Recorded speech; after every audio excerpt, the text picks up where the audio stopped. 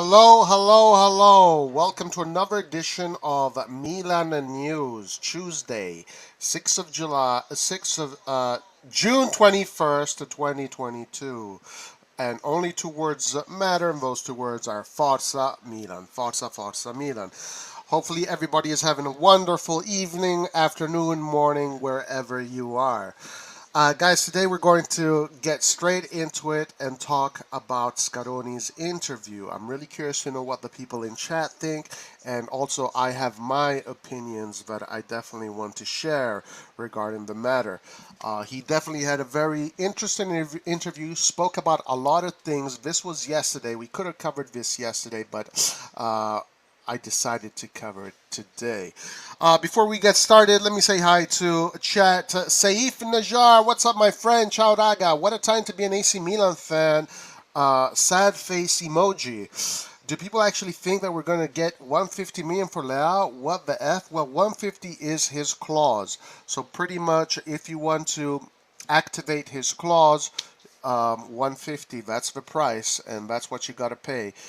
And then it's up to the player to decide yes or no. We got Jet Baraz in the house. He says, Redbird is miserable. I would walk if I was Maldini, and F. Elliott too. Greedy pieces of S choosing them. It is what it is. Prince Josh, hello. What's up? Are you doing? DOA 74. What's up? How you doing? All right, let's get straight into this interview. Let's read what he said, and then let's have some opinions regarding what he said. And then there's, of course, once we get to the Leao part, that's where we have to really pause and reflect. AC Milan president Paolo Scaroni has spoken about the new stadium project, the future of Rafael Leao and Zlatan Ibrahimovic, plus the transition of ownership to Red Bird Capital. Scaroni spoke on La Politica nel Pallone, politics in football, on the GR Parliament, and the first talking point was about the new stadium project, and in particular the widespread reports among the various newspapers in Italy, suggesting that an alternative site such as Sesto San Giovanni could be evaluated. So we are aware of the two different locations. All right, let me pause this video first, even though it doesn't really cause any issues. Okay, so here goes. He says, I hope that Sesto will remain an alternative for our stadium. We will take the first opportunity we will have, and I hope that Sesto will declare itself available to welcome us as a stadium. This Friday, we, Inter Milan, will meet the Mayor Sala and let's start the popular consultation procedure. So, of course, we're evaluating whether to demolish the San Siro or go to Sesto San Giovanni, with Inter or without. Let's work on the San Siro and await the votes in Sesto. We'll work hard on two fronts to arrive at a solution that equips the two teams with an efficient and modern stadium. Yeah, so they're going in, they're working. Let's see what happens. We know how bureaucracy in Italy is a snail pace, so this, even though they're talking about this, when they start actually putting the first brick, whether it is where the San Siro is or Sesto San Giovanni, we're talking about 2 years from now, if we're lucky. Scaroni also added a comment about the possible involvement of Inter in a possible project in Sesto San Giovanni, given the speculation that it could be a Milan-only stadium. For the Sesto hypothesis, it is necessary to seek confirmation in the will of Inter, both in the meeting that we have foreseen between Jerry Cardinali and Steven Zhang, who have not yet met. On that occasion, we'll go to explore the shareholders' desire to develop the hypothesis in Sesto. So yeah, they're evaluating the hypothesis of building a stadium with Inter also at Sesto. Now, obviously, I think most Milan fans would rather have the stadium. We would rather have our own stadium. I think it would be nicer if we had our own stadium, so we don't have to share the grounds with Inter. Even though if we do share it with Inter, we are saving a lot of money. We are saving a lot of money if we do share it with Inter, which could be an advantage. Could be an advantage that we should not take for granted. But, of course, I think the desire of every AC Milan fan today is to have a stadium of our own. I mean, I think that's what we all want. I think that is what we all really want. All right. Let's keep on going. Scaroni was asked about the future of Rafael Leao, guys, and this is the big topic of the day. Rafael Leao, who has become a star man in the current side and has attracted interest from clubs abroad as per a number of different rumors, thus launching the idea of a renewal being a priority.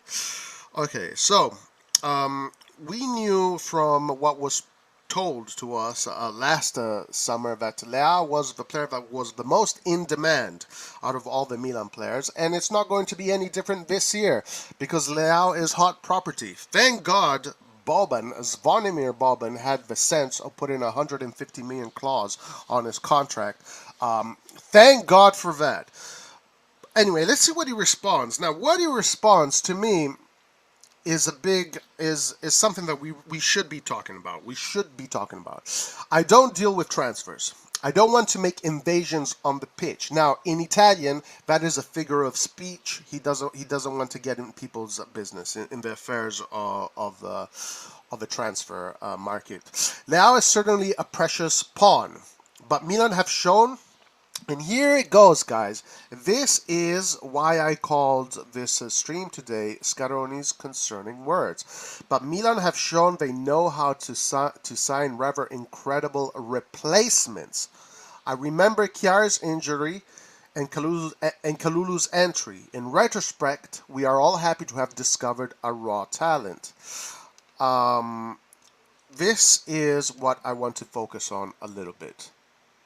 I want to talk a little bit about this and focus on these words that to me are I don't know if I should be concerned or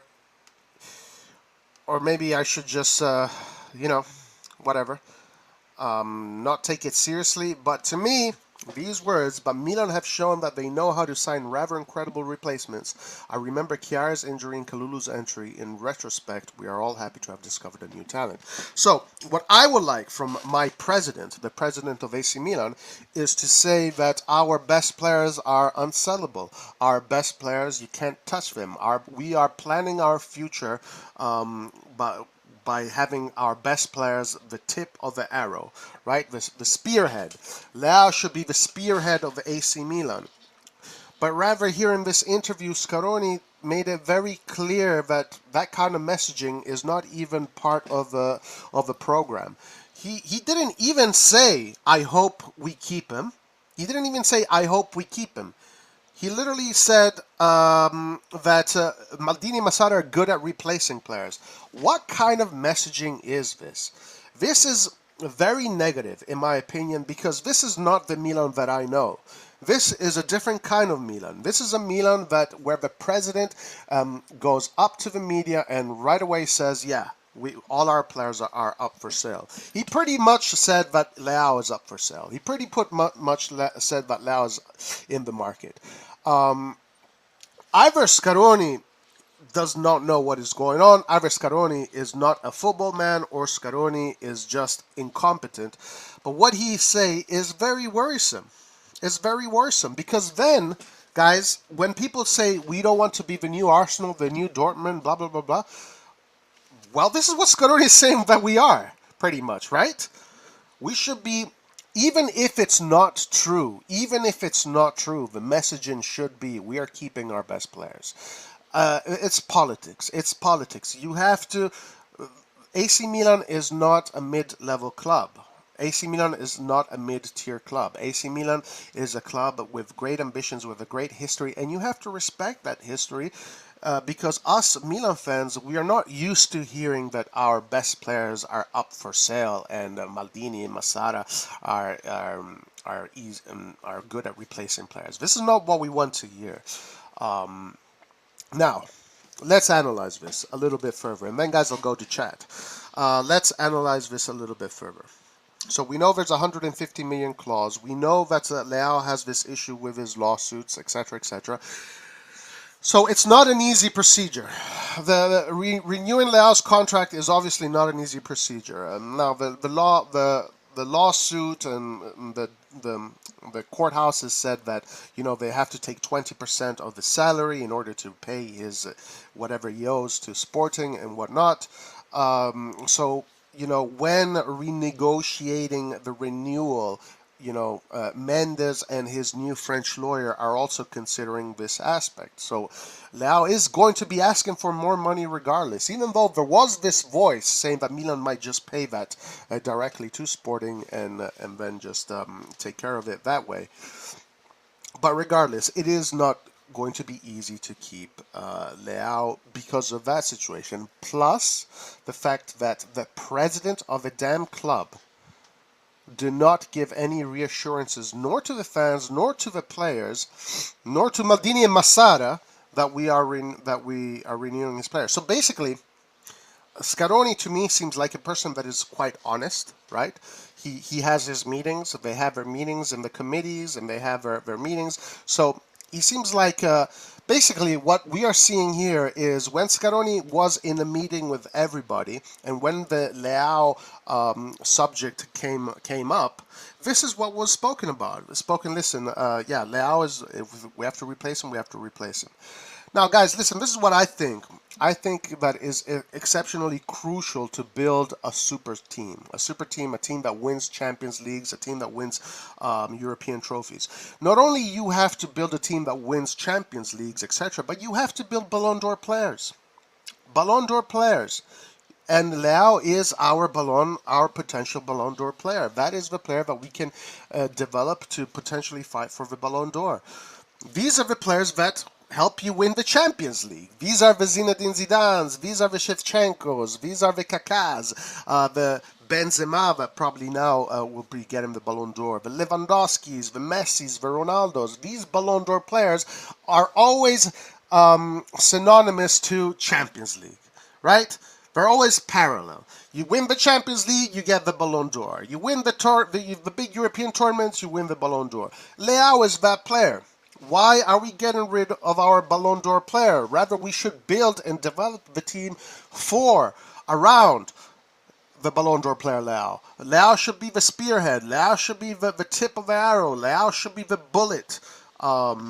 So, very concerning messaging regarding Leao. We will see what happens in this transfer window. I mean, 1st of July, the international transfer window opens.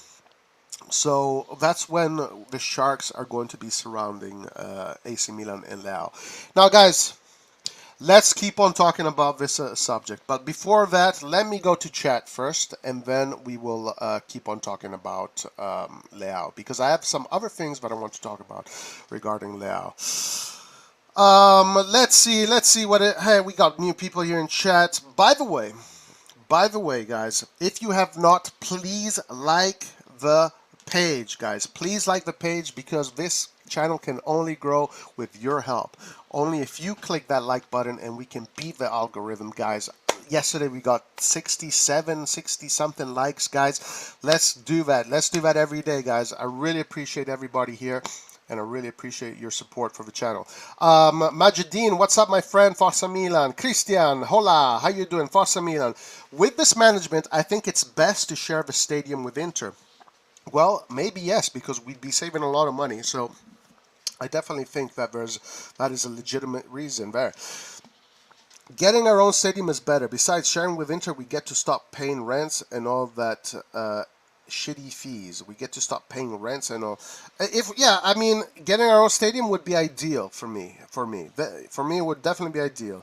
Zen Duplo says, "Hi Roy, what's up, Zen? Until Sanches, Botman, and Laura confirmed in other teams, AC Milan end up 5th in Serie A, dropped in CL again 4th. Leao is sold. Manyan pushing for exit. I'm not complaining.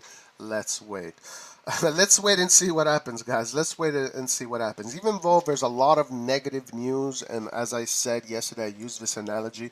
We're navigating through a storm right now. We're navigating through a hurricane. Guys, when the hurricane ends, you always have a nice, sunny, bright day with birds singing. Everybody is happy. So, it is what it is, guys. It's just another battle. It's just another battle that we have to fight and win. In this case, if Leao doesn't renew, then we have to sell high because it's too late. If he chooses not to renew, or if we can't meet his demands, yes, we have to sell him, absolutely. Like the video, guys. Please like the video. Marshall H says, I called Redbird this morning. Their phone and email is easily Googled. My message was, if they won't put money into the club, we won't put money into the club. I encourage everyone to do the same. Guys, Marshall H taking matters in his own hands. I like that, guys. I like that. There you go, guys. Push Redbird to take this seriously.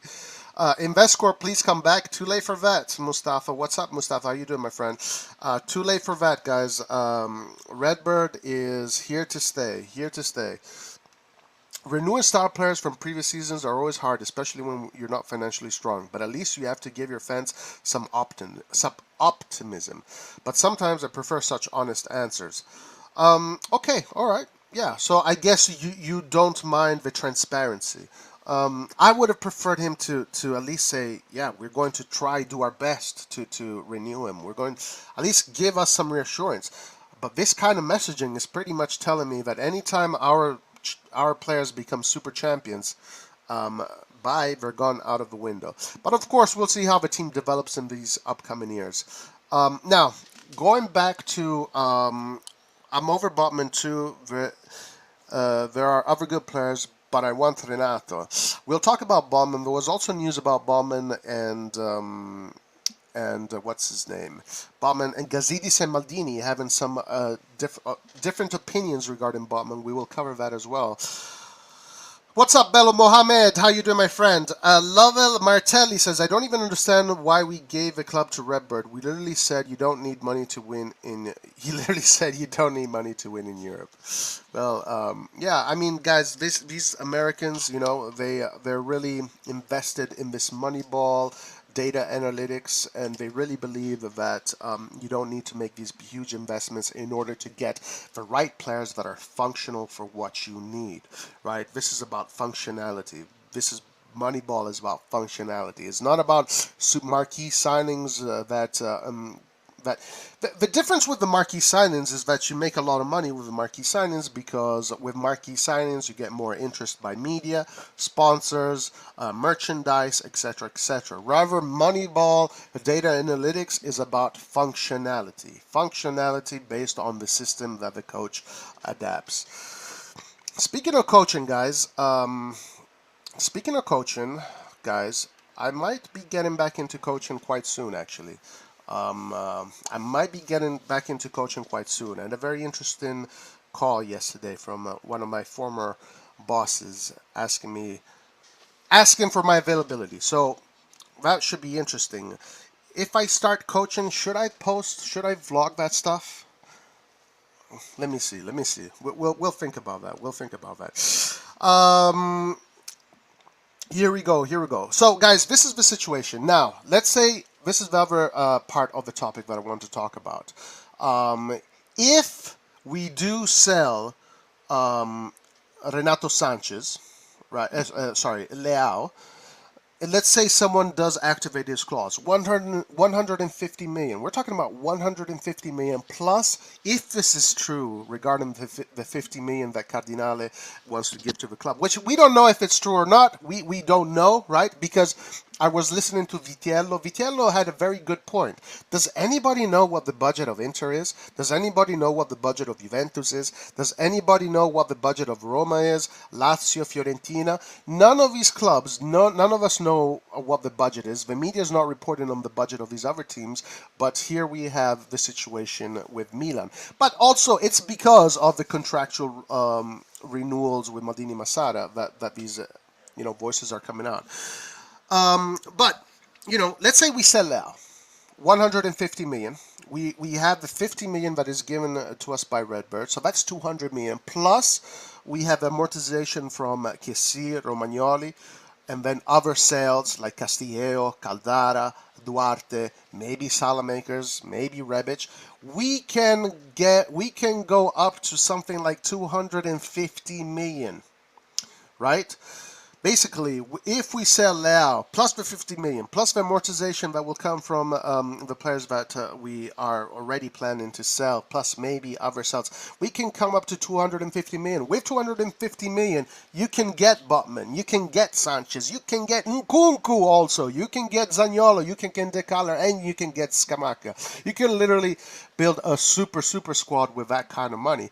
So, it is something to think about. I'm sure this is something they are considering. You know, the sale of Leao could really open up the floodgates when it comes to the market. You can really, you can easily purchase the next young potential superstars of the future and maybe a superstar.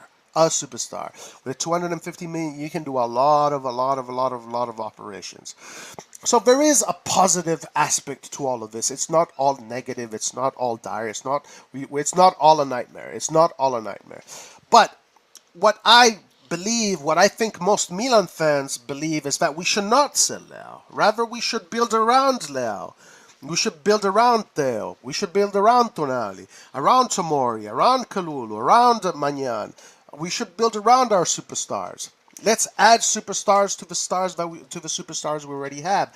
This is how we were brought up being fans of this club. We were not brought up being fans of this club, a selling club. Even though in the latter stages of the Berlusconi era, he had to sell. He had to sell because of the situation surrounding his financial capabilities. So, guys, what do you think? Do you think that if we do sell out for this 150 plus the 50 plus the other players, we can go close to 250 million? With that kind of money, guys, we can literally build a super squad, a super duper squad. Or let's keep Leao. Let's add Renato Sanches. Let's add De Kettler, whatever, and this defender, whether it's Botman, whether it's Bremer, or whoever. I don't know, guys. It's a hard line. I don't know which line to step on. Should it be on the right? Should it be on the left of this issue? I honestly don't know. I don't know because I don't have the reassurance of the club. The club is pretty much saying that Leao is up for grabs. Tell me something about Renato, please. We'll talk about Renato Sanches in a moment. Coaching for PSG. Yes, guys. Yes. Yep, that is correct. By the way, guys, stop saying the Redbird is not making decisions yet. They already have the agreement signed and they're in control, and this is the season to judge them. Of course, Redbird is making the major decisions. The only problem with AC Milan, as an article was saying the other day, is that in order to get any deals done, it has to go through all these different layers of bureaucracy, you know? And this is one of the things that Maldini is negotiating, is he wants to have more power in decision making.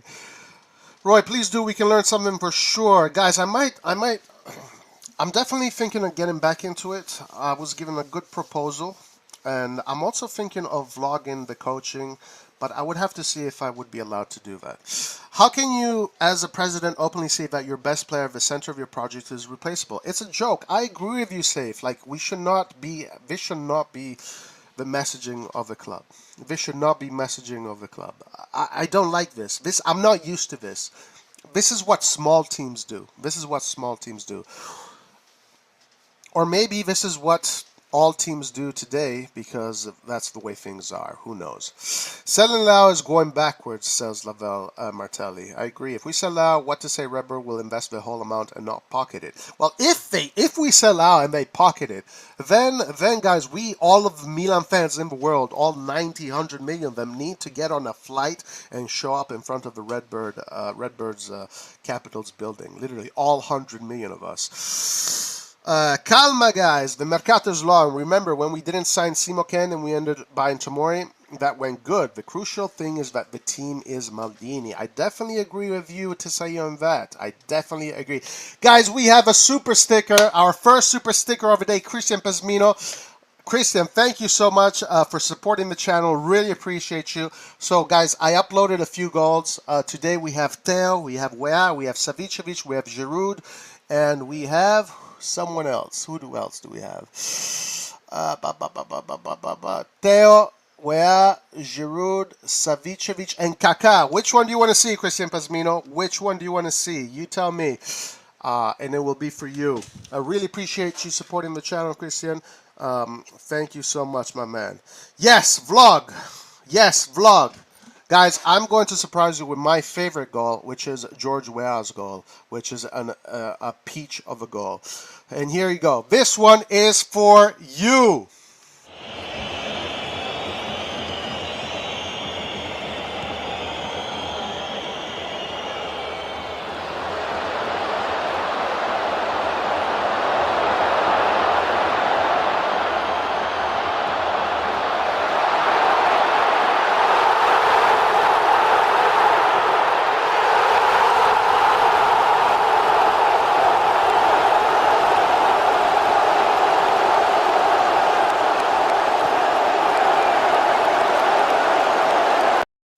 Speaking about coast to coast, guys, that's literally Los Angeles to New York. George Weah, what a goal, Christian! That was for you.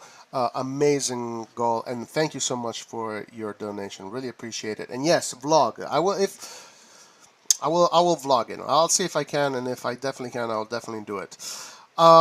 This looks like a simple game. They saying PSG wants Sanches for 50 million. Next day we saying we have no money. It's too much of coincidence. This looks like each party push own agendas here.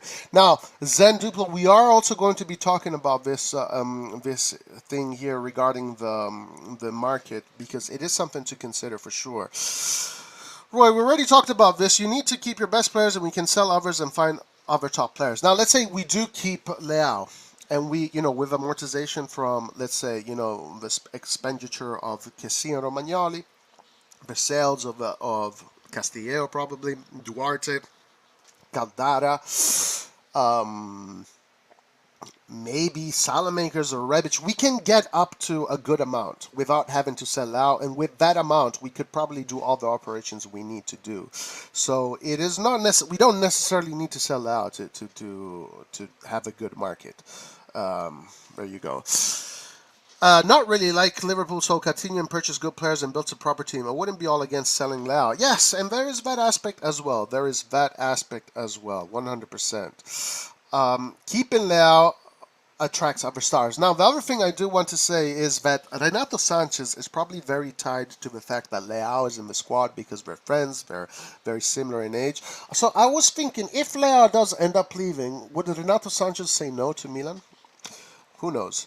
Milan's accounts is the best in shape in Italy. We did better in attendance at the stadium than the rest. We are the champions and got the most money. Why are we spending the least if Maldini walks? If Maldini walks, I understand him. Yes, and Mustafa, I want to talk about that because it is a very interesting subject regarding the Mercato. Guys, we have 40 viewers right now. If you have not liked the page, please like the page. We need your likes, guys. Show us that you're a Milanista. Like that page, and of course, you can donate to the channel and you can request what goal you want to see in the description. It helps us grow. We really appreciate everybody. If you sell Salamakers, Rebic, and Castillo, you get about 50 million plus, and Redbird budget, you can have good mercato. I mean, you don't even need to sell all three of them. You can keep one, Salamakers, Castillo, plus Caldara, Duarte, and someone else. Who am I forgetting? Whatever, and other people. And also remember that Romagnoli, there was a lot of money being spent on Romagnoli. A lot of money also, not a lot of money on Kessie, but it is all money that now is open, is available. So the money is there. Kaka goal. I do have the Kaka goal. Sell him and buy good players, Bello Mohammed says. Sell him and buy good players. Rico Ramin, what's up, my friend? How you doing? What's up, Roy? There are some new rumors regarding Dybala and Milan. So, have you any news? Yes, we are going to talk about the Dybala situation. We got Anwar, guys. Anwar in the house. What's up, Anwar? Anwar was actually said that he believes Dybala will join AC Milan. There is an opening right now, so we shall see. Leao will take over the number after Ronaldo. The number 7. He definitely deserves it, 100%. Maybe Leao can be the next Ronaldo. I'm taking the gamble on keeping him and building around him. That's what I would do. That's what Milan should be about. Building around the champions, not selling them. I've heard from good sources that Milan has secured a loan for Hakim Ziyech with option to buy. That's great news, guys. If that is true, that is excellent. Hakim Ziyech, a very good technical player for the right. So I did see these rumors. Nothing has come out as far as in Italy goes, or in we'll see. I'm not going to be speaking about this today, but I have read about these humors. I wouldn't sell Salamakers. Either, to be honest with you. I wouldn't sell Salamakers either. Actually, if I had my way, I wouldn't sell many of these players. I'd rather just add to the team. All right, guys. So we have a good idea what's going on there. Let's see what else Scaroni said. Zlatan Ibrahimovic's future continues to take up space in the newspapers too, as he decided to undergo surgery to repair damage to his knee ligaments, with a return expected in January 2023. The future? I hope he's still on the pitch, and I think he wishes to. I know that he is proceeding at an accelerated pace as he does. If it ends as I hope, he will start playing again. He has played a fundamental role and will continue to play in the spirit of AC Milan built over the years. Guys, another confirmation that Ibrahimovic is planning to continue, and we already knew this. I think I am excited that he is. I think he's still very valuable to the team, and I think the majority of the Milan fans are still very happy. Look, Anwar not very happy with his Ziyech operation. Ziyech, he refused 3 times the call-up, and he does not want to play the World Cup with us. Now, that is concerning. I gotta say, one thing about Ziyech, it is very concerning for me, is his attitude in respect to the national team. Again, I'm not a big fan of players with these, difficult personalities, difficult attitudes. This is one of the red flags that definitely comes up when I think about Ziyech. But Ziyech obviously is a very technical player, very interesting player. We got Hans the Scout Erdman in the house, Legolas. Ziyech on with option is incredible, so Hans very happy with that. What's the good source? Because I saw it on a troll Twitter account. Champions of Italy name of the account. Ah, okay. There you go. So Anwar saying he fought with his past coaches. So not other red flags coming up. Other red flags. All of them almost. Yep, with option is a great deal. But yeah, guys, we'll see what happens with that. All right, let's keep on going with Scaroni's words.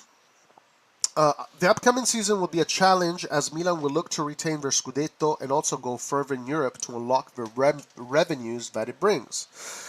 Scaroni replies, our dream is to do well in the Champions League. Last year we were eliminated in the first round by poor refereeing, I want to add. This year we aim to do better. At least pass the groups and bring Milan back to compete as in the past. Not I say win it, but do well, yes. Scaroni usually, doesn't have a history of saying, we need to be champions, we need to come first. Even last year, his messaging was, he literally said at the end of the Campionato, I thought we were going to be fourth. I thought we were going to be fighting for the fourth spot. He was surprised that we won it. Scaroni, very interesting character. Now, as far as the Champions League, one thing has to happen for sure. We have to pass the group stages. Passing that group stage of the Champions League is essential. It is essential because not only that unlocks more funds, as it says here, for the mercato and for revenue and for the growth of the club, but it makes your winter transfer market much easier to get players because you have more funds available and because you can attract players with the Champions League competition. For example, I really believe, this is just an opinion, if we had passed the group stages, we would have probably had already landed Renato Sanches. Remember, at the end of the January transfer market window, there was those reports that Milan tried to go all in for Renato Sanches, but it never happened. If we had passed the group stages, and we had that Champions League power, because that's what it is, it gives you this power on the market, we probably would have landed Renato Sanches. I don't know, maybe just, I think. So, going into next season, passing the group stages of the Champions League is going to be essential. It is going to be us doing a step further ahead in our growth as a project, and it unlocks the possibility of getting players from good players that we might need for the functionality of the team.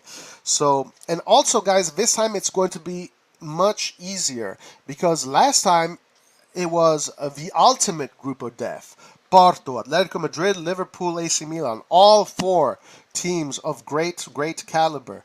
This time, we could potentially play against 2 other teams of good caliber, and then the last team is going to be a lower team. So there is going to be a smaller team that we will be facing in Part 4. Part 3, honestly, only has maybe 2 teams that we could be worried about, and then Part 2 is going to be a big team. So we are going to be facing a big team. Most likely Part 3, according to statistics and averages, we're going to be facing a smaller team, and Part 4, or rather a mid-level team, and then Part 4, a small team. So if everything goes our way, it should be 2 big teams, a mid-level team, and a small team. If that is the case, we should be good. Origi looked like a delay. Doesn't look right. Roy might be right. Yeah, that's right. Yeah, yeah. Between all Moroccan cam, I think Diaz is good and I can get better. I'm in a Harit could be a good deal for Lias Chair from QPR, combination of Tarat skills and Diaz physique. I'm not very familiar with these players, but I'll take your word for it. Di Maria Vlahovic Chiesa, it's just ridiculous.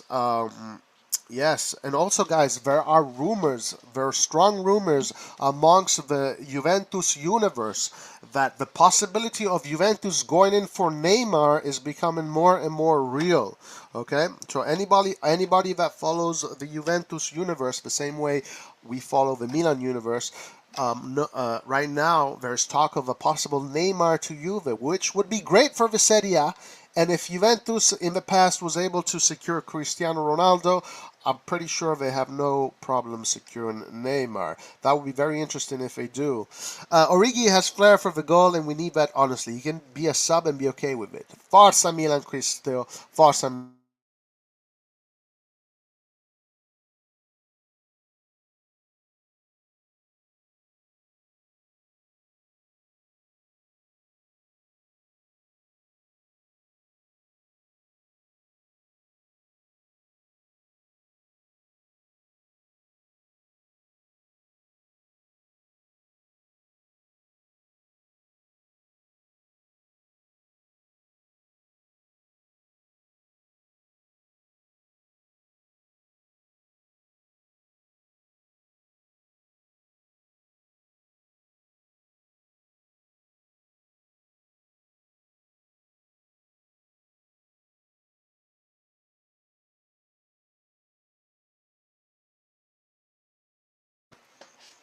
All right, I got it. Thank you guys. Thank you guys. Um, uh, Saved by the bell. Thank you, saving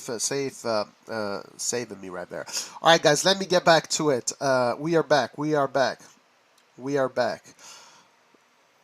Somebody reported. Maybe he'll notice. All right, guys, we got safe in the house. Safe saved the situation. Thank you, everybody, for getting my attention. But we are back. Sometimes the microphone just mutes for some reason.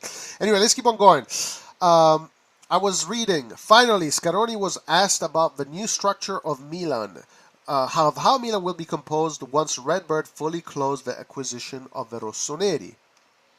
Cardinale has proposed to me to remain as president. For the moment, I have said that I want to understand the evolution of the picture, but I would be happy to continue this exciting adventure. It seems to me that everything is heading in the right direction. I mean, Scaroni honestly is a person that is still a mystery to me. It's like, what is his role really? I don't understand what his role is, to be honest. He's definitely a very honest man. Let's put it this way. He's definitely a very honest man, and he likes to be transparent. As Prince Josh was saying earlier, he likes that kind of transparency. By the way, guys, if you have not subscribed yet, please click on that subscribe button because we need to get to 3K by the end of the Mercato. And if you have not liked yet, please click that like button. That would be much appreciated. We definitely need you guys to do that for the growth of the channel. Elliot will remain on the board with at least 2 directors. Okay, there you go. So Elliot will remain on the board with at least 2 directors. And this is what, and this alludes to what Maldini, this news about Maldini's frustrations regarding all the layers of bureaucracy he has to go through in order to get an operation done. So basically, there it is. It sounds like Maldini, when he wants to get Sanches, he has to go through the guys at Elliott, blah, blah, blah, blah, a whole bunch of layers in order to get the final approval, which is not good. It is definitely not good. Let's hope that that changes. I hope that Gordon Singer will remain and there's continuity with the old board. We're sure to count on Gazidis until the end of the contract at the end of November. So Gazidis is definitely going to be staying until November. Whether or not he is an asset to this club is still to be found out. One thing that we have seen regarding Gazidis is that he likes to take credit for a lot of things, even when we know that it wasn't necessarily him. Like, for example, he spoke very highly about how great Ibrahimovic was, but we knew that Gazidis was against the Ibrahimovic operation. He very spoke highly about Pioli, but we know that Pioli, he didn't want Pioli, he wanted Ragnick. Maldini and co had to convince him to keep it Pioli. So Gazidis, very interesting character. Now, an article has come out with Gazidis and Maldini talking about a clash. But I have a feeling that a lot of the people here are probably going to agree with Gazidis on this one. So let's go to the next article, and then yeah, let's talk about this one here: Gazidis and Maldini. I have a feeling that the majority of the people are going to be on Gazidis' side on this one for some reason. Maybe I'm wrong.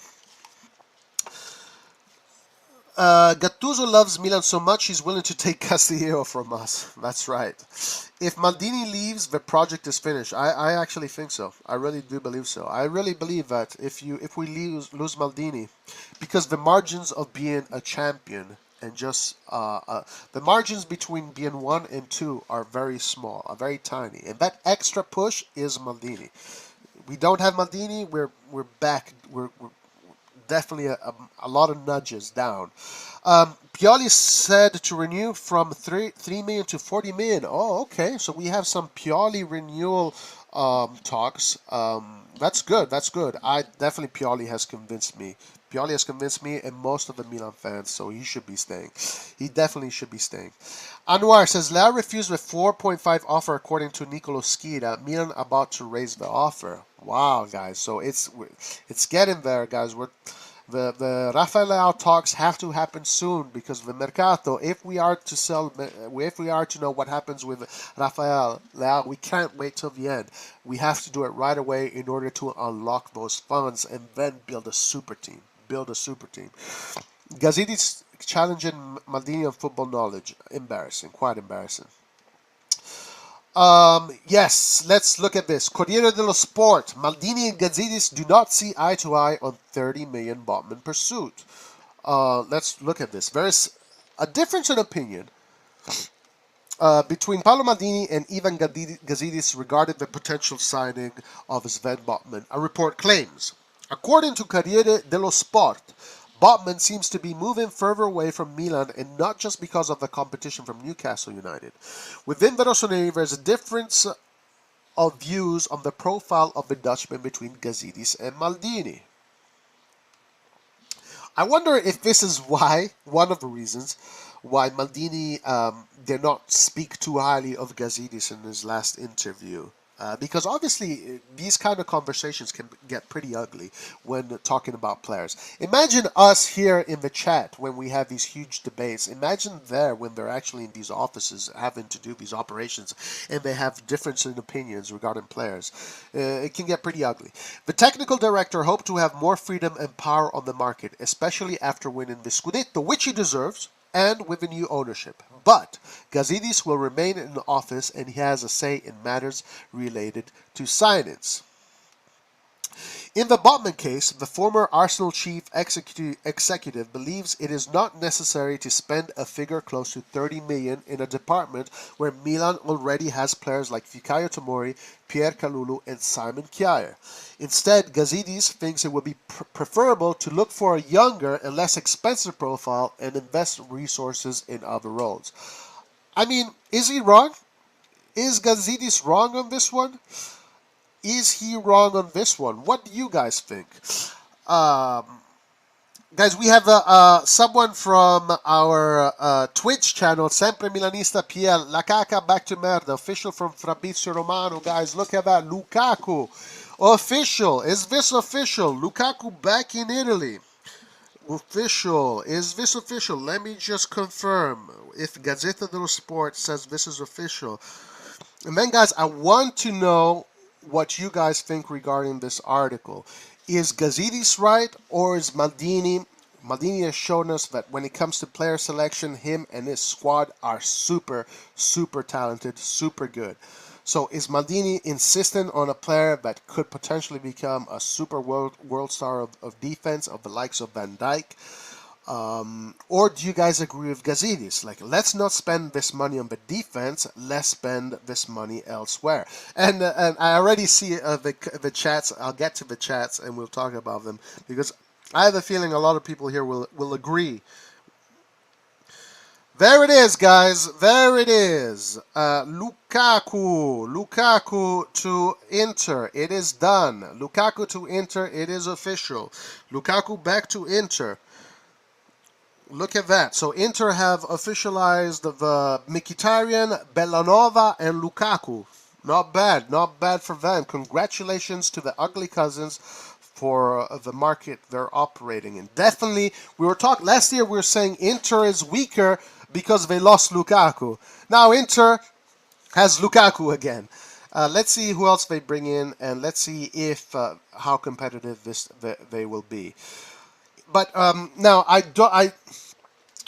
we shouldn't be too worried about Inter's market because Marotta came out on the news and he said he wants to have the Inter squad ready before the 4th of July or before the team gathers in training. We have not heard those words from our management. Our management right now is living a different scenario. We have to figure out the renewals, the change of ownership. So honestly, guys, I'm happy that Lukaku is back. I'm happy that Lukaku is back in Italy because I like competition. I like competition. Iron sharpens iron. The stronger the opponent teams are, the stronger we need to be, and the stronger we will become when it comes to Europe. So good for Inter for getting Lukaku back. I'm sorry, but if this is true, then I'll clap for Maldini if he leaves. He does not owe us shit. Okay, yeah, that's right. All right, so let's talk about this Botman Gazidis. What do you guys think? I want to know what the chat thinks about Botman and Gazidis.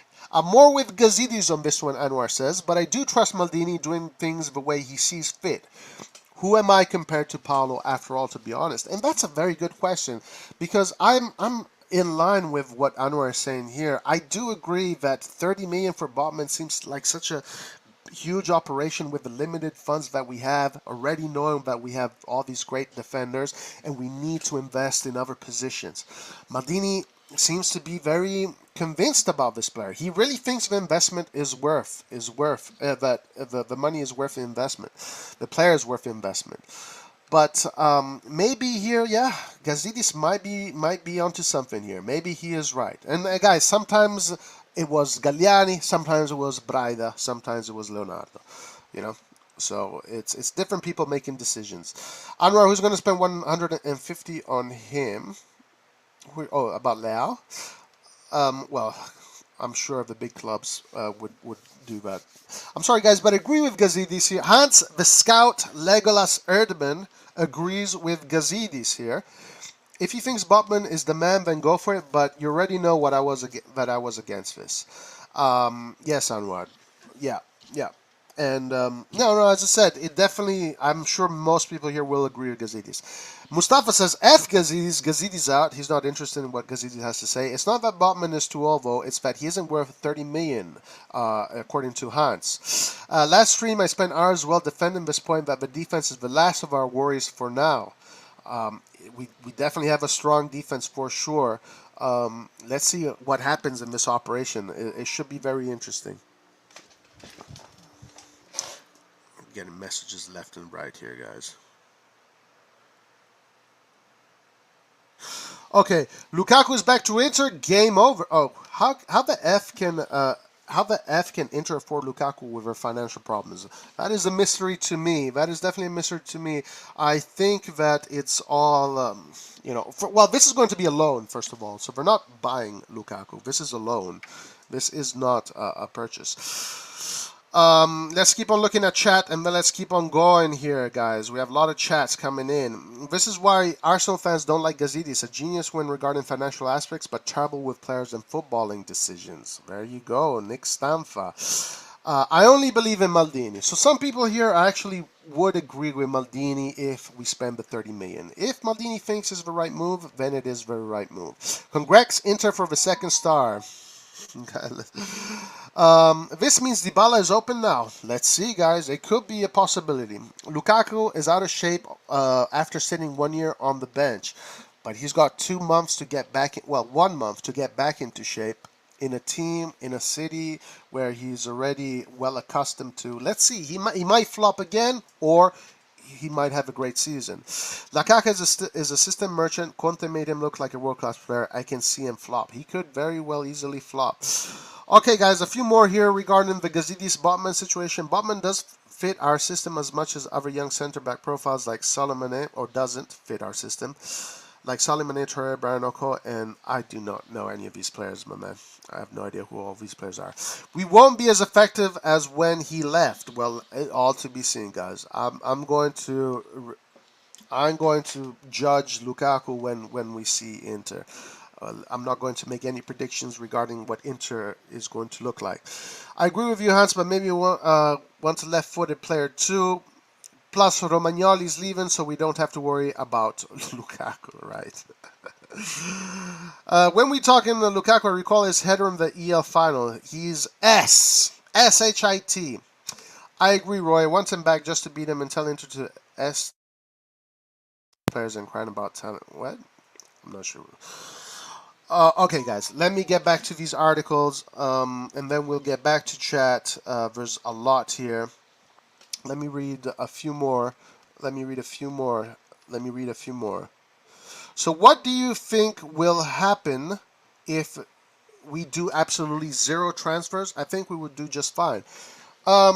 If we do zero transfers, our team will still be competitive, but it really depends on the transfer market of the other teams.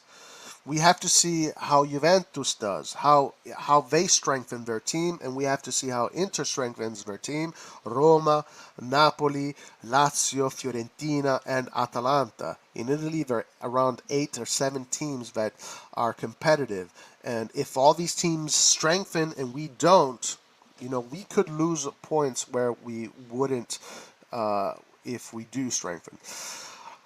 Okay, let's get into this, guys. Let's get into the next article that we have here, and it is this one here. Very interesting one. Very interesting article regarding another thing that Scaroni said regarding the transfer market, which is very interesting, and it makes me reflect on previous interviews that we've heard from Maldini. So let's see what he says. This is a very good one. Let me get rid of this. AC Milan president Paolo Scaroni has attempted to play down the idea that the Rossoneri might miss out on some transfer targets due to the uncertainty after the sale.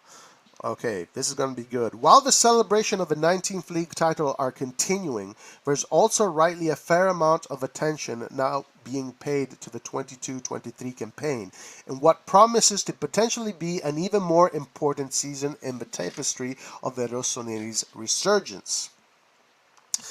Milan continue to be linked with a number of different players such as Botman, Sanches, Charles De Kettler, Noah Lang, and Nicolo Zaniolo, but none seem to be imminent. And if anything, there seems to have been a slowing down.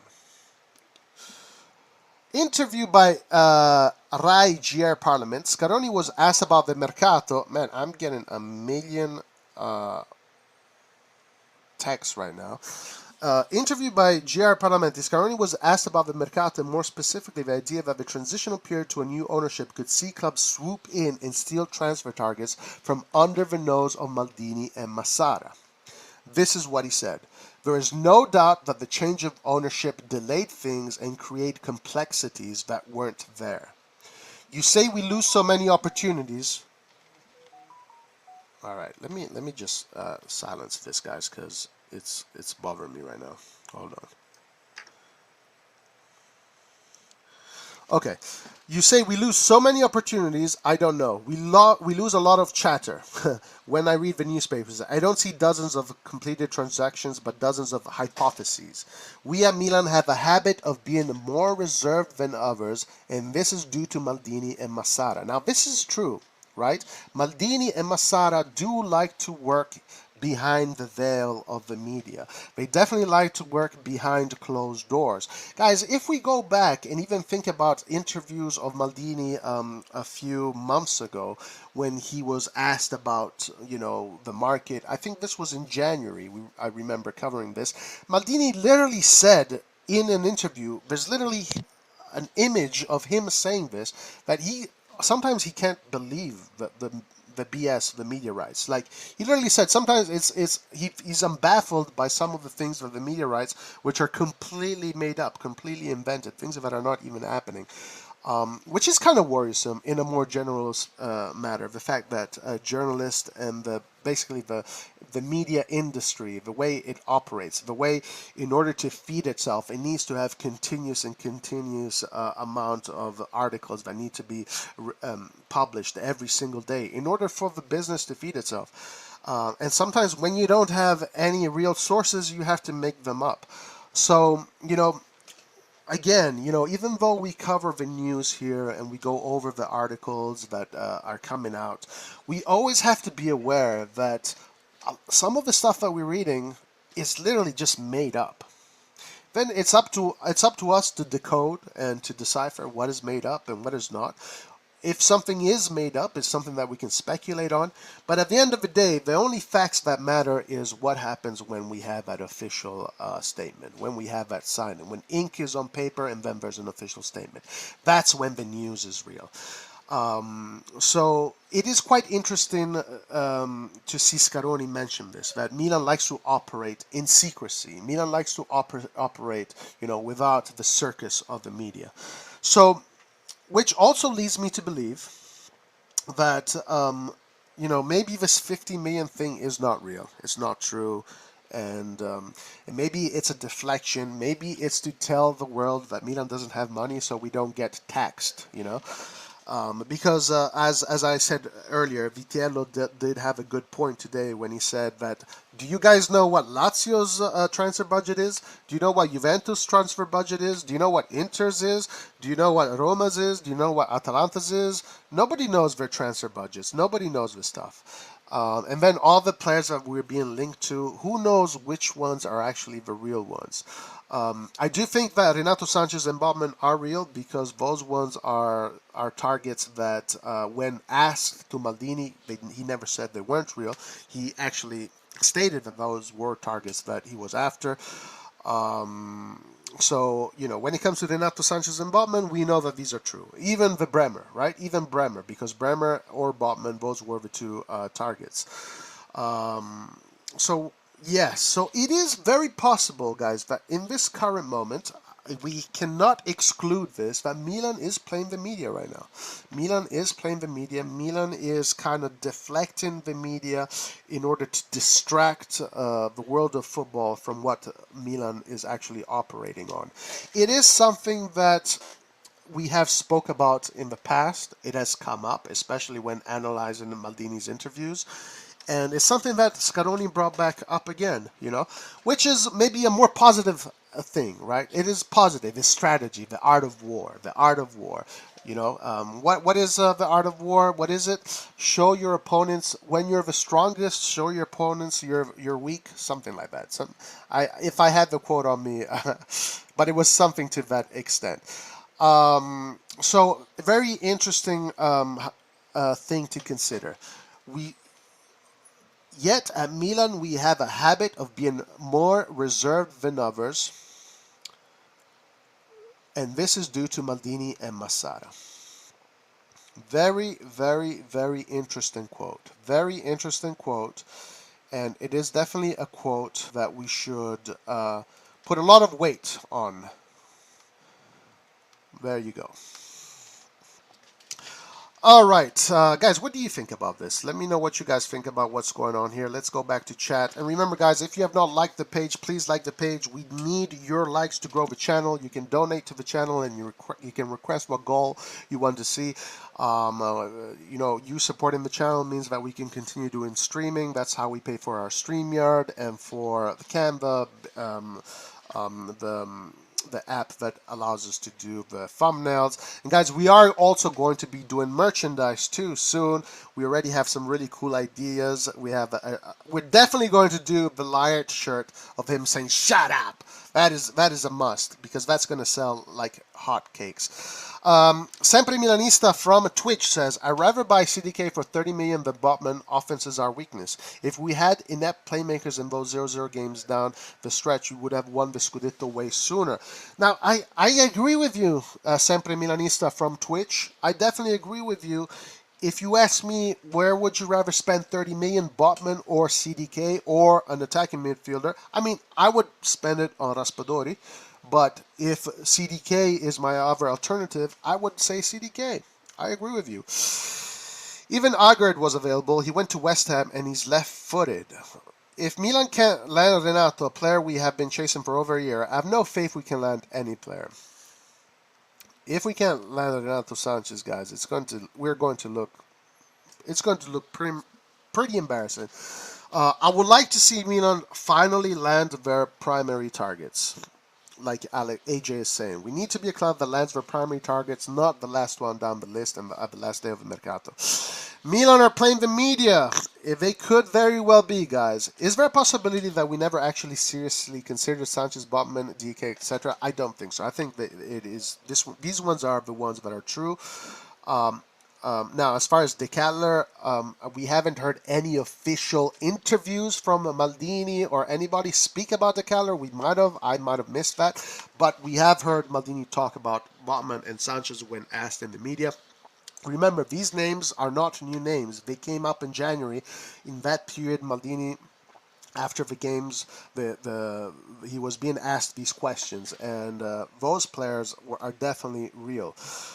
They're leaking a low figure so that Maldini has leeway to ask Lille for discounts. This could be very well possible, guys. It could be very well possible that all of these leaks are strategic leaks in order to, let's say, ease their operations in the transfer market.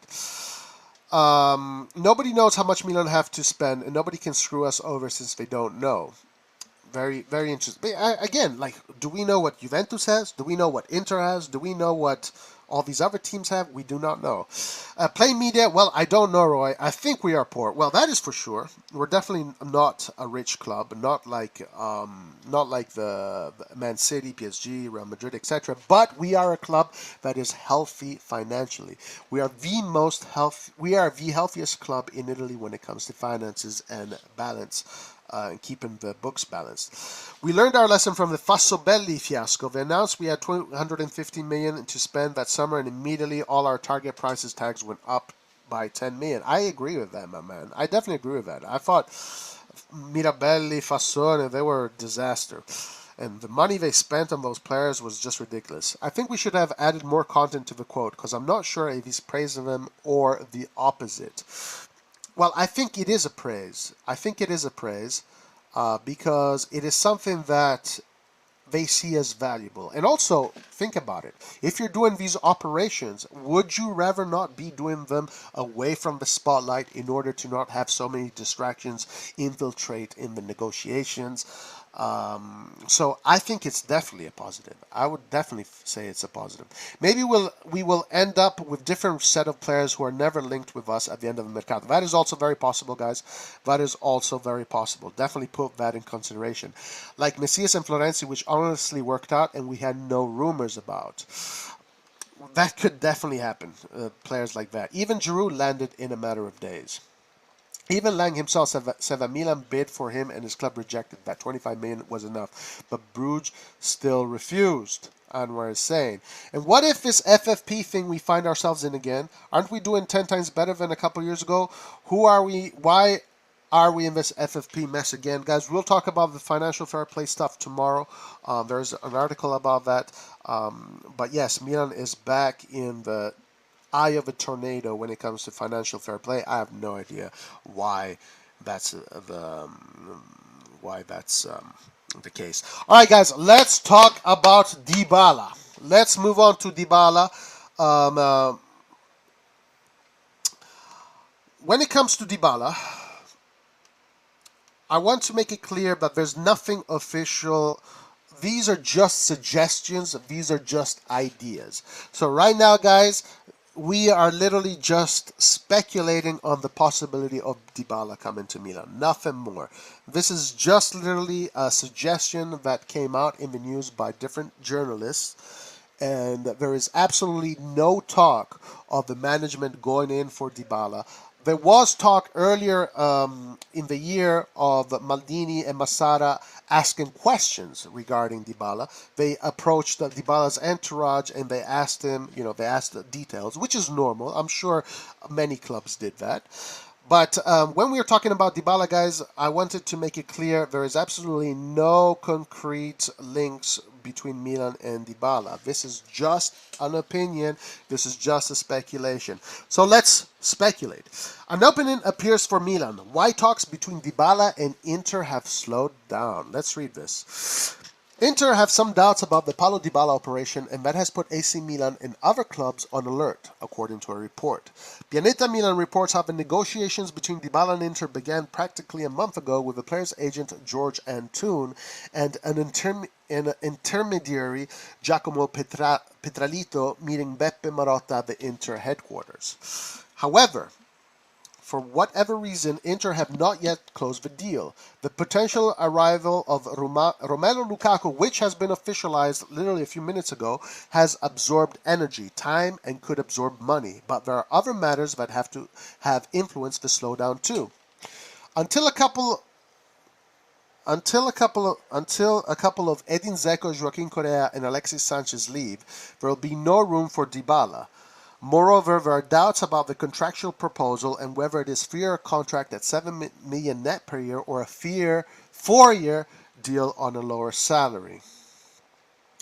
It's not the issue of bonuses that talks have slowed, because a lot is dependent on the Argentine's performances and how much he plays, because the Nerazzurri are not fully convinced by Dybala's physical condition after the last 2 years at Juventus.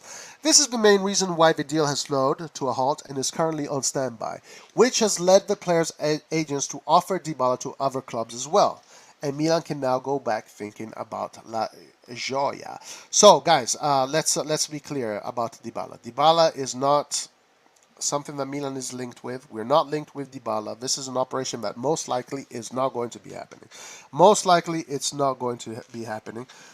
This is just an idea right now. Let's see. Maybe there is a door could open for this. But let's talk about Dybala. Let's spend a little bit of time on Dybala. Until we were interested in Decathlon, Sanches, Baumann, Lang, no one wanted them. They used to be just players from some team. Now they're superstars worth every money. It's just silly. Well, I would say Sanches, out of those players, is a player that has been definitely sought out after. Okay, guys, Dybala. Let's think about Dybala. First of all, if this operation, let's say there is an opening for this operation, I would do it right away.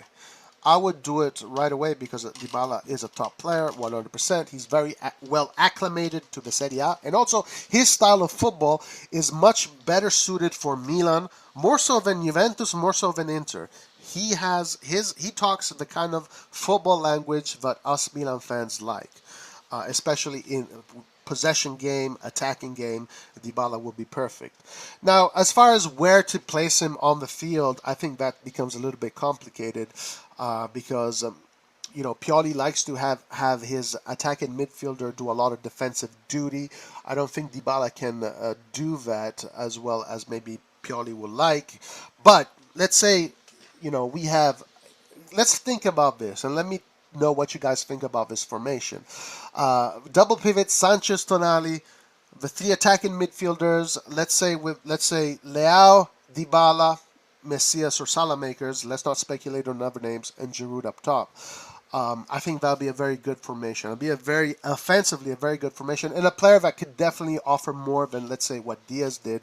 Diaz being that similar kind of player, a playmaker, small dribbling playmaker. Obviously, Dybala much more experienced, much more expert at it. Dybala you would definitely have to give Dybala a larger salary. Is Dybala the kind of player that you would sacrifice a larger salary for? that means that Dybala is pretty much like getting Dybala is like getting two players. You can literally pay the wages of two players with the wages that you would give to Dybala. That's another thing to consider. Um, so if this door opens, I would definitely take it because I think Dybala would be perfect for AC Milan. But this is just my opinion. I don't think this is going to happen. I really don't think this is going to happen for many reasons. One of the reasons being is that in our system, where do you place Dybala? Where do you place Dybala in our system? Guys, maybe you can let me know in the chat. Where would you place Dybala in our system? But also consider that Pioli likes to have his cam do a lot of the pressing work. Is Dybala that kind of player? Could you put him on the left? Because Dybala on the right. Dybala likes to play on the right and then likes to cut in. Could you play him as the center forward, so like a second striker kind of center forward idea? But again, this is not anything concrete. These are just suggestions. Just suggestions. My man Roy, when it comes to Dybala, he should come to Milan if he's smart enough.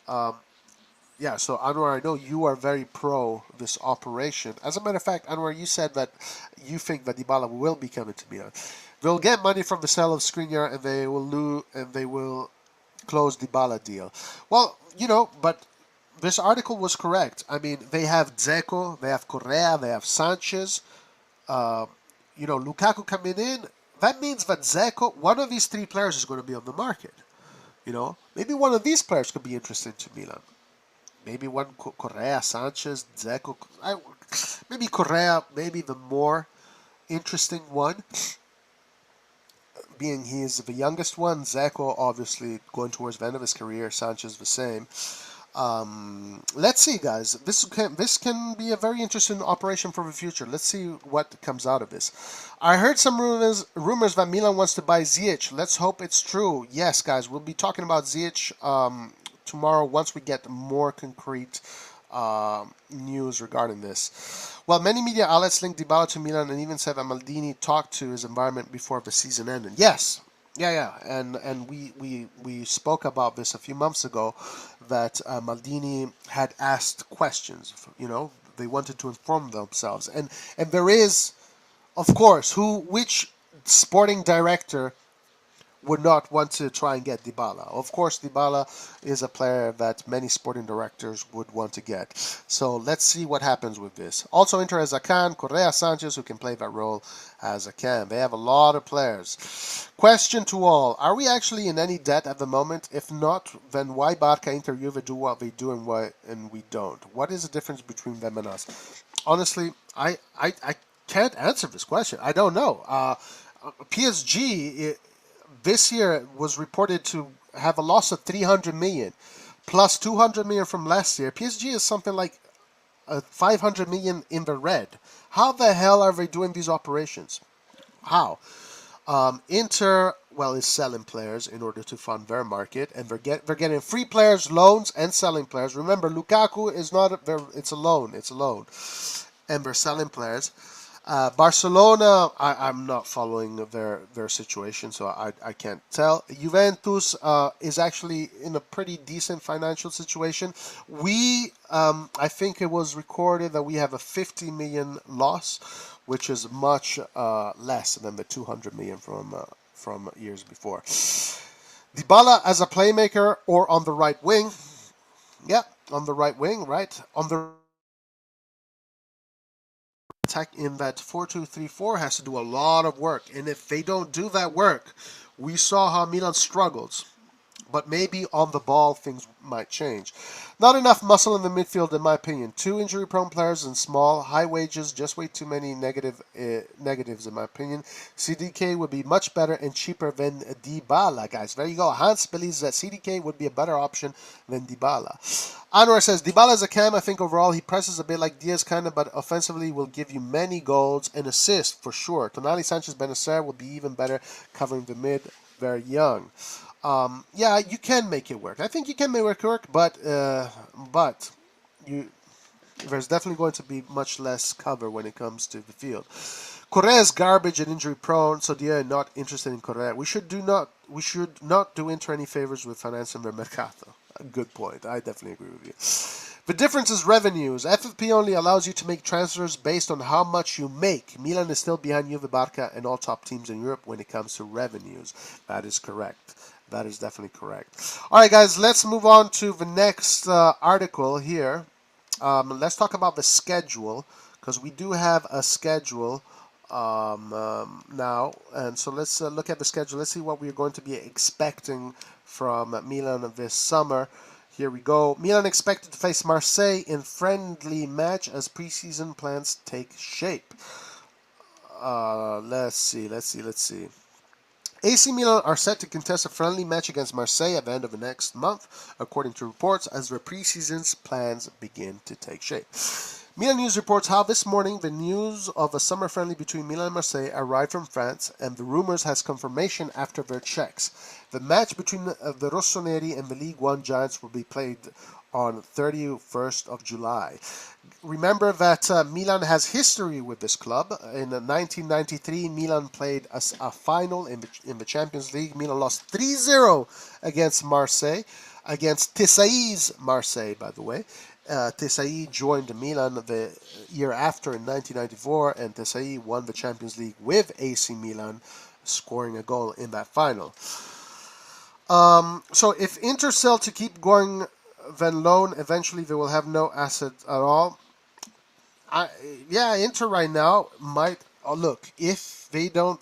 Right now, Inter is facing also political issues regarding their finances, with China not allowing investments to go out of the country.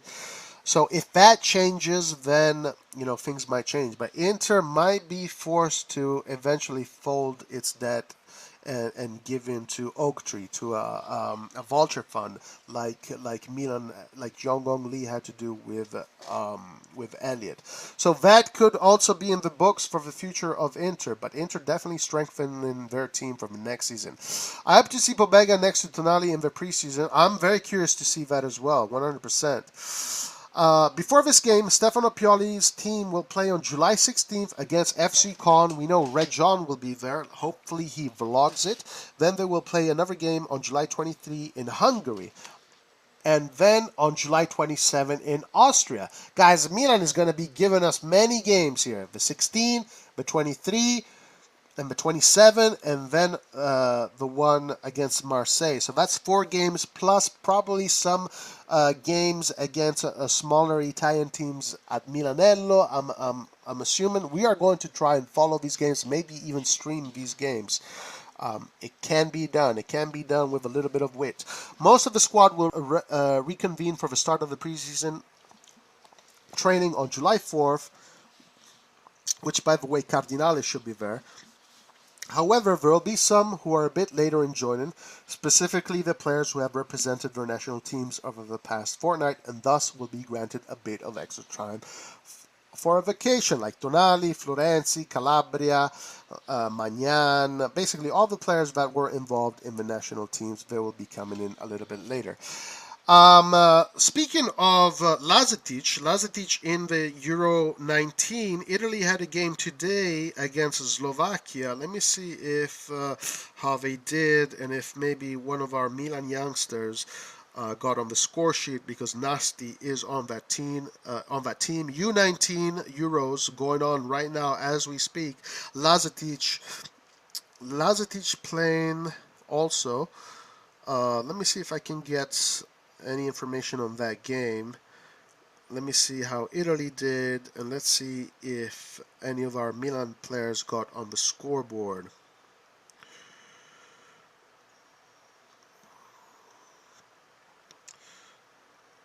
Let's see. Okay, Italy won against Slovakia U19. They won 1-0, so they have gone through to the next round. Congratulations to Italy. Possession 67%, shots on target 2. The goal scorer was, let me see who the goal scorer was. Brutopilo. Have no clue who he is. I'm not sure who he is. Nasti did play. He got a yellow card. And I think that was the only AC Milan player that played today. He did play though. Maybe he got an assist, we'll see. But Nasti did play today, 1-0. Good for them. and I think this is their second victory, so I believe they have qualified to the next round. Right now, France and Romania playing, France winning 2-0. The Primavera should play in the preseason, in my opinion. Nasi, Rabac, Maldini, Gabbia, to see how well they can be during the season. Yes, we're going to be seeing these youngsters for sure in action, no doubt about that. Lazetic needs to start in preseason.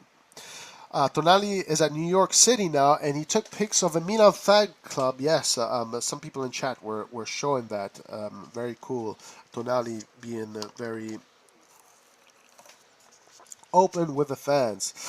All right, guys, let's keep on going here. We have the last article of the day. Last article of the day, and then we're going to check if there's any breaking news. But here we go. Last article of the day. We're going to be talking about, of course, Renato Sanches. Here we go. More confirmations have arrived regarding the news of AC Milan are being forced to evaluate alternative transfer targets to Renato Sanches. Gianluca Di Marzio spoke on Sky late last night and confirmed that there were talks yesterday between Redbird Capital, Paolo Maldini, and Ricky Massara over their contract extensions, which they hope will be done by the end of the week. Okay.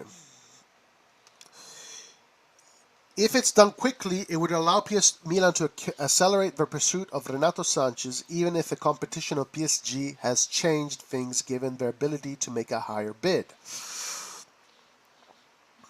Plus, there's a great relationship between Christopher Galtier, the incoming coach, and Luis Campo, the new sporting director, and the player, Renato Sanches. Let me pause this. As long as there's a chance, Milan will keep going because the player has been identified as Plan A, B, and C. Maldini and Massara want Renato Sanches, while another target that Milan have held talks over, Enzo Fernandez of River Plate, are waiting for a call. We're going to do a little bit of a deep dive on Enzo Fernandez today, and we're going to look at him as a possible alternative. We're going to look at his highlights, and we're going to see what we think about him. Moncada has even been in Argentina to talk to the player. Wow. Who is also waiting for a call from Milan, even though Benfica and Wolverhampton are ready to sign him now. Of course, the outcome of the Renato Sanches situation is key. Obviously, all of us would like to see Renato Sanches over any other player. Renato Sanches is a perfect player to come to Milan. I do have a feeling that this operation will happen. I really do. I really do have a feeling that this operation will happen. But let's say if it doesn't, let's say if we can't secure Renato Sanches does go to PSG, and let's look at this Enzo. What is his name is? What is his name? Enzo Fernandez. Enzo Fernandez. All right. Okay, before we get into the Enzo Fernandez video, we're going to analyze his highlights. I'm going to look at the votes. Guys, would you sell out to compensate for the Mercato? 65 people have voted. 60% has said no, Milan is not a selling club. 32% have said yes. 150 plus 50 million. We can build a new squad. By the way, if you have not, guys, please like that video. We have reached our daily goal of 41. Let's get to 50 before we end the stream, guys. If you have not liked that video yet, please like the video. Remember, you can send super chats or super stickers to support the channel. And if you have not, subscribe. And if you have not, click on that notification button, because that notification button will notify you every time we go live so you don't miss a thing. We should go for Adama Traore. I heard Barca is selling him. A player that a lot of people have spoken highly of. He spent the evening and dined with them in New York. What a legend in the making, 100%. Definitely showing everybody that he loves AC Milan and he loves the fans. Tonali could become an AC Milan legend. One of those players that is just going to stay with Milan forever. Who knows? Guys, we're up to 43. Click on the like button. Let's get to 50 before we end the stream. So we're going to do a little bit of an Enzo Fernandez deep dive and see what he's all about. Let's see what he is all about. Now, I have to use Aha! We have Brazil Scout. Brazil Scout, one of our good friends of the channel, never reports us, always puts up great quality. Subscribe to his video, his channel, Brazil Scout. Let's check out this Enzo Fernandez together and let's see what kind of player he is. Supposedly there were two youth Milan players both starting in that game, and Nasty was one. If you can tell me who the other one is, that would be great. Um, it's like there's a curse on Milan. Forza Milan, Roy. Don't worry about it, man. We always end up winning the war. Sometimes we lose battles, but we win most battles, but we always will win the war. We should go for, oh yeah, ready that. Manyan dropped a video on IG, quite good, honestly. Okay, I'll check that out. All right, let's see what this is all about.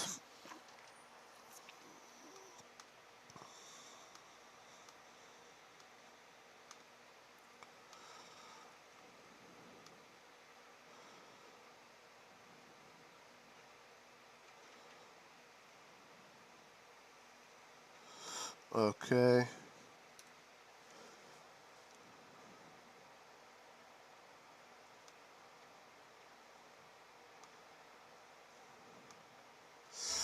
All right, here we go, here we go. Let's put this down here. Let's make it nice and big so everybody can see. Enzo Fernandez, the new jewel of Argentina.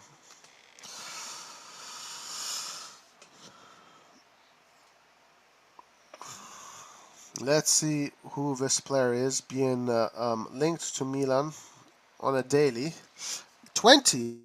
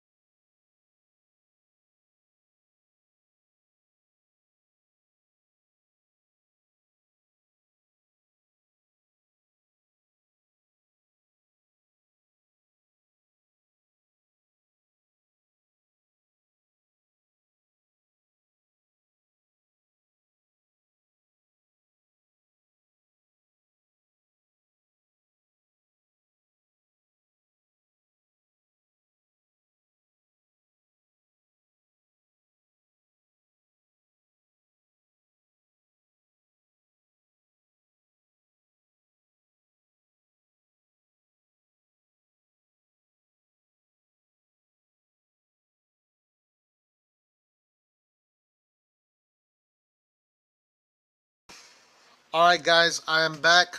We just had the internet go down here in at the house. No problem. We are back.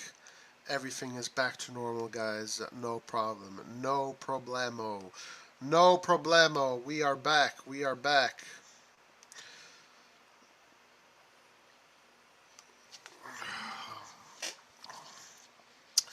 We need to send money to Roy. I need to get better internet connection. Lukaku back with his voodoo, this time on Roy. Yes, Roy is no longer with us. He ascended into godhood. How does rebooting fix internet? It just went out. We just needed to switch it back on.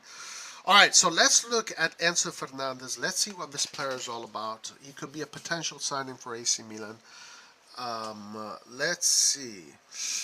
Okay, so oh, nice ball. Wow. Very good vision. Very good vision. So he likes him. Ooh. Okay.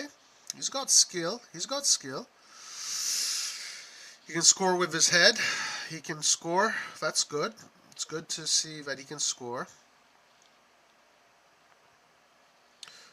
Nice defensive clearance in the middle. Okay. Yes, Udit, I have heard it. It is definitely an interesting rumor. We're going to look at it. Okay, he wins the ball back in the middle. Let's see his long ball. Is it nice and precise? Well, that one is nice and precise. Good and soft. Likes to play deep. He's switch the field. Okay. Good possession here. Decent possession. Nothing special. I gotta say, the Argentinian league, the intensity is not very high, though. You can tell that the intensity is not very high. He likes to spread the ball to the wings. Oh, beautiful ball here. Wow. He definitely has the long ball down. Let's see his control. Let's see what his control looks like. Very similar to Tonali. Tonali in the way he dribbles. Nice, smart. Not a master technician, but definitely a warrior, kind of like. Ooh, nice little nutmeg. Oh, nice play. Creative as well. Creative as well. Guy's only 20 years old. Interesting prospect. This is a very interesting prospect. Of course, highlights only show you, the good moments. So we have to also be aware of that. Yeah, he likes to spread the ball a lot from the middle to the wings. He's very good with this long ball, the long through ball, the lob.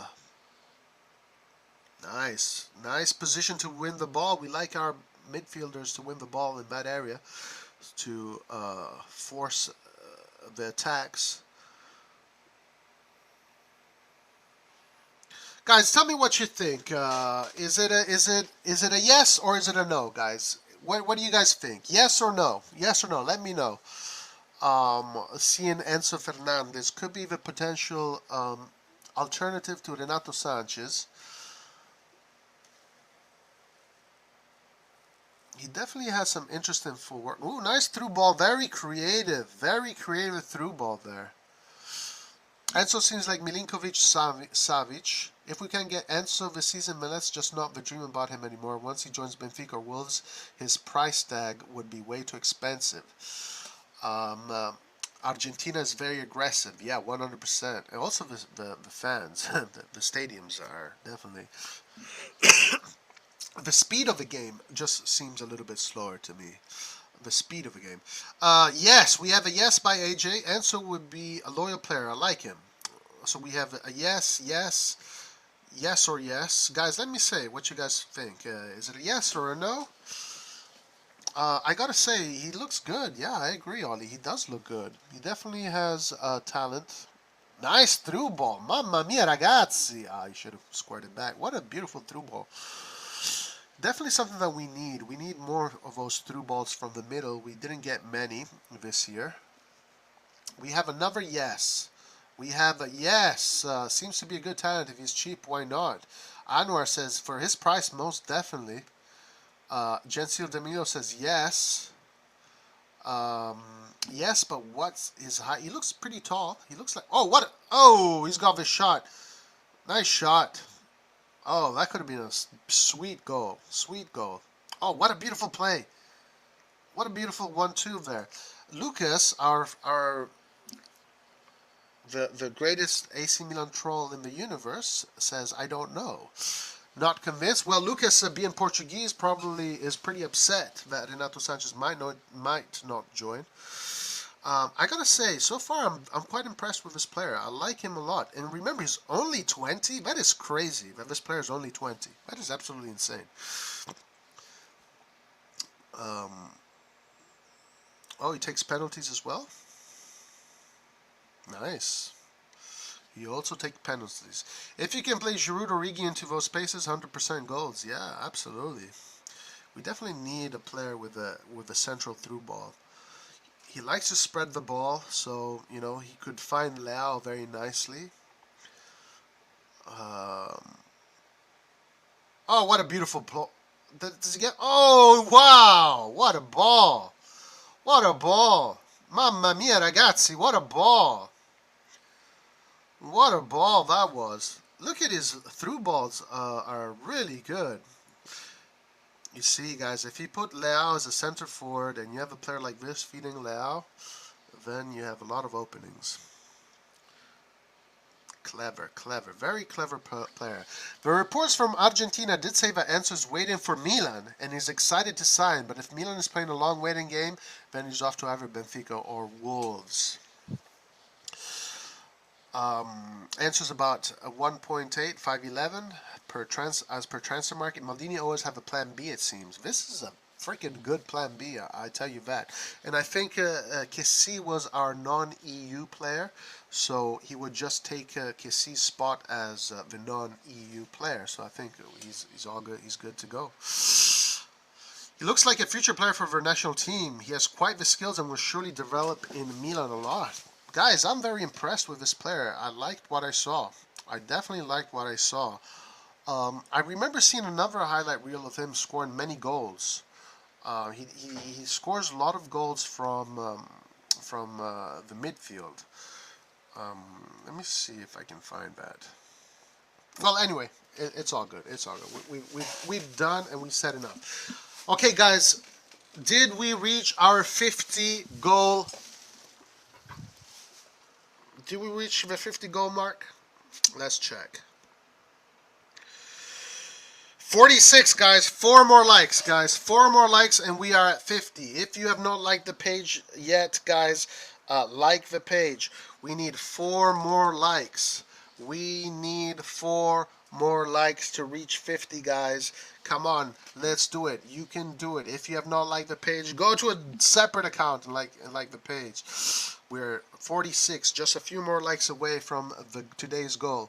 We've been missing those overhead through balls a lot. The last one I remember was Mike's assist to Leao against Sampdoria. Hold on, let me pause this.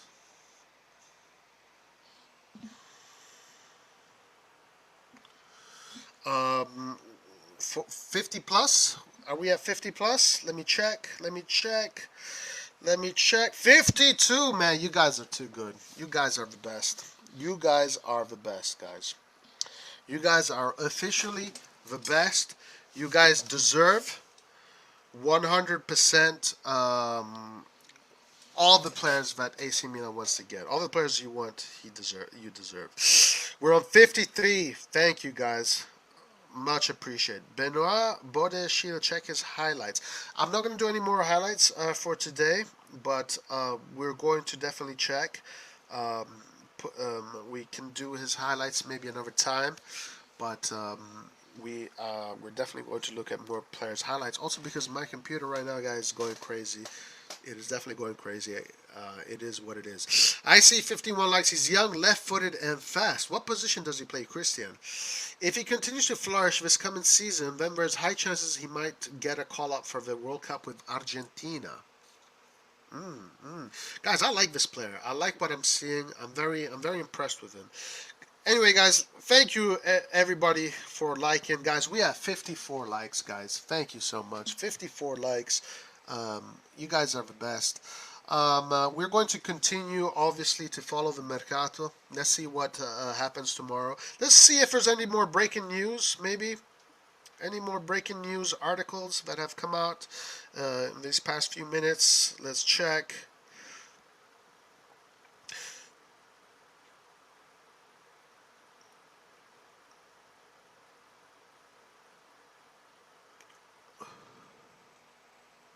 Uh,